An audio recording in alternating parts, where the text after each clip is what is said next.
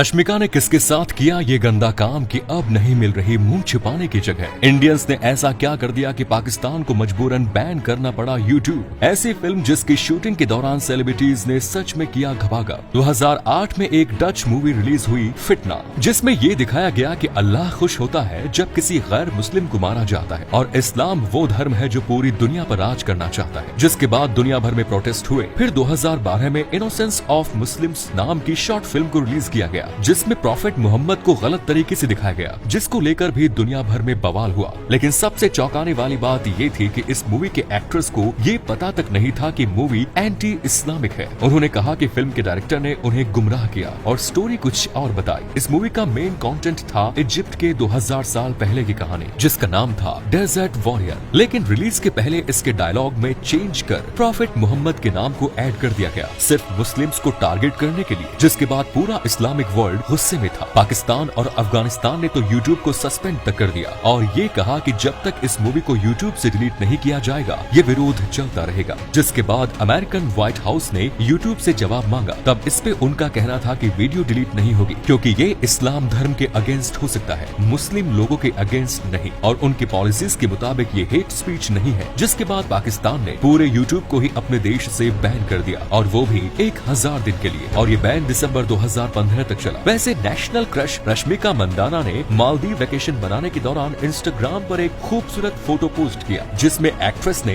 Deep neck gown और आंखों पर काला चश्मा लगाकर पूल के पास अपने ब्रेकफास्ट के साथ बैठी है। जिसे देख फैंस का कहना है कि रश्मिका ने वही गॉगल्स पहना है जिसे पहनकर विजय देवरकोंडा को मुंबई एयरपोर्ट पर रश्मिका के साथ स्पॉट किया गया। इसका मतलब दोनों एक साथ मालदीव वेकेशन पर गए हैं और शायद विजय ने ही रश्मिका की ये तस्वीर ली है। ये दोनों हमेशा अपने रिलेशनशिप को लेकर चर्चा में रहते हैं, लेकिन कभी अपने रिलेशनशिप को स्वीकार नहीं किया। रश्मिका और विजय गीत गोविंदम, डियर कॉमरेड जैसी सुपरहिट में एक साथ काम कर चुके हैं। पर डियर कॉमरेड मूवी के रिलीज होने के बाद एक ऐसा समय आया जब रश्मिका डिप्रेशन का शिकार हो गई। फिल्म में दोनों के कई सारे रोमांटिक सीन्स थे, लेकिन बारिश में भीगते हुए दोनों का एक किसिंग सीन था जिसे फैंस ने काफी सराहा। वहीं कुछ लोगों ने इन्हें काफी ट्रोल भी किया और ऐसे गंदे कमेंट्स किए जिसे सुनकर एक्ट्रेस ट्रॉमा में चली गई। इस एक किसिंग सीन ने उन पर काफी गहरा नेगेटिव प्रभाव डाला, जिस कारण रश्मिका अक्सर रातों को तकिए में मुंह छुपाकर रोया करती थी। अभी हाल ही में रश्मिका ने बॉलीवुड में अपना डेब्यू किया अमिताभ बच्चन के साथ गुड बाय फिल्म से, जिसे फैंस द्वारा काफी अच्छा रिस्पांस मिल रहा है। वैसे सिर्फ अंग्रेज ही धार्मिक भावनाओं को ठेस नहीं पहुंचाते, बॉलीवुड भी इस काम में पीछे नहीं है, जिसका उदाहरण है 2008 में आई शाहिनी आहूजा की फिल्म सीन्स, जिसमें उन्होंने ऐसी पलंग तोड़ परफॉर्मेंस दी थी कि पूरी मूवी ही बैन हो गई। इस मूवी में शाहिनी ने एक कैथोलिक प्रीस्ट का किरदार निभाया और उनकी को स्टार थी सीमा रहमानी, जिन्होंने मूवी में ऐसे बोल्ड सीन्स दिए जिसके चलते इस फिल्म को सिनेमा घरों में रिलीज नहीं होने दिया गया। फिल्म को धार्मिक भावनाओं को ठेस पहुंचाने के चलते विरोध का सामना करना पड़ा, क्योंकि इस फिल्म में केरला के कैथोलिक प्रीस्ट बने शाहिनी आहूजा को शारीरिक शोषण और हत्या के आरोप में फांसी हो जाती है, जिससे कैथोलिक कम्युनिटी के रिलीजियस सेंटिमेंट्स हर्ट हुए और कैथोलिक ऑर्गेनाइजेशन ने इस फिल्म के रिलीज पर रोक लगाने की मांग की। इसके अलावा भी इस फिल्म की एक्ट्रेस ने अपने हर अंग का प्रदर्शन खुल के किया, जिसके कारण सेंसर बोर्ड ने इस फिल्म को ए सर्टिफिकेट दिया और सारे टीवी चैनल ने भी फिल्म की टेलीकास्ट पर रोक लगा दी और फिर कभी भी रिलीज न हो पाई ये फिल्म। लोगों का ये भी कहना था कि इस फिल्म में दिखी उनकी हैवानियत असल जिंदगी में भी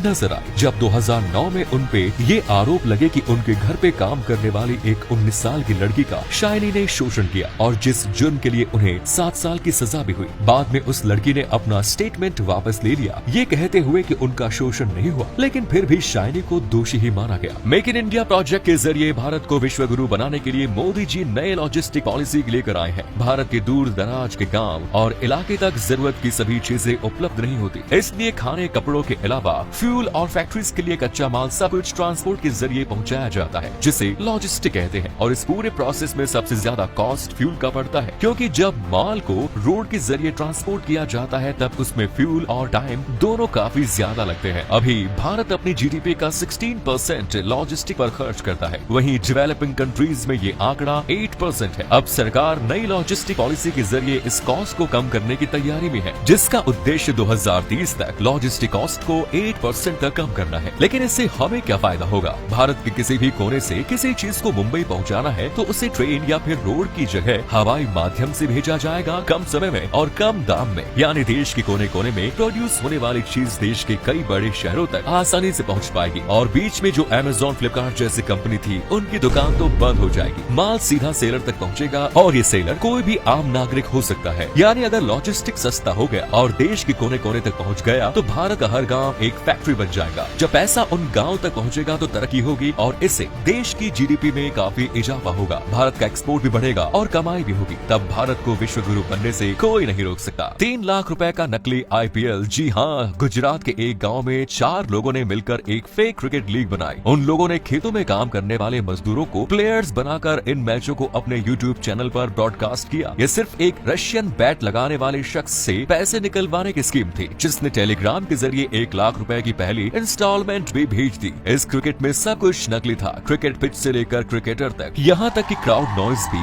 नकली लगाई गई थी ताकि ये लीग असली लग सके। वहीं अंपायर ऑर्गेनाइजर से इंस्ट्रक्शन लेकर प्लेयर्स किस तरह से खेलें ये बताते थे ताकि उस रशियन बैट लगाने वाले के पैसे डूब जाए। लेकिन इस फेक IPL को क्वार्टर फाइनल में ही रुकना पड़ा क्योंकि पुलिस ने उन्हें पकड़ लिया। वैसे IPL दुनिया की सबसे पॉपुलर क्रिकेट लीग है, पर 3 ऐसे देश है जो IPL की सक्सेस से जलते हैं। चाइना। असल में चीन ने अपने देश में IPL देखने तक पर पाबंदी लगा रखी है ताकि इंडिया को उनके देश से किसी भी तरह का इकोनॉमिकल फायदा ना पहुंचे। पाकिस्तान। ये IPL से इसलिए जलता है क्योंकि पाकिस्तानी क्रिकेटर को IPL से बैन कर दिया गया है, जिसके चलते पाकिस्तानी क्रिकेटर की हालत इतनी खराब हो चुकी है कि उनके पास चोट का इलाज कराने तक के पैसे नहीं है। इसीलिए PCB ये तक कह चुका है कि IPL कई देशों के खिलाड़ियों को न खिलाकर भेदभाव कर रहा है। इंग्लैंड। अब आप सोच रहे होंगे इंग्लैंड क्यों? वो तो IPL खेलता है। इंग्लैंड क्रिकेट बोर्ड IPL से पहले दुनिया का सबसे अमीर क्रिकेट बोर्ड था, लेकिन IPL के आने के बाद अब BCCI दुनिया का सबसे अमीर क्रिकेट बोर्ड बन चुका है। इसी कारण अब इंग्लैंड भी इस लिस्ट में शामिल है। मतलब बिल्कुल साफ है, ये देश IPL से नहीं बल्कि भारत की तरक्की से जलते हैं क्योंकि IPL से देश में काफी ज्यादा पैसा आता है।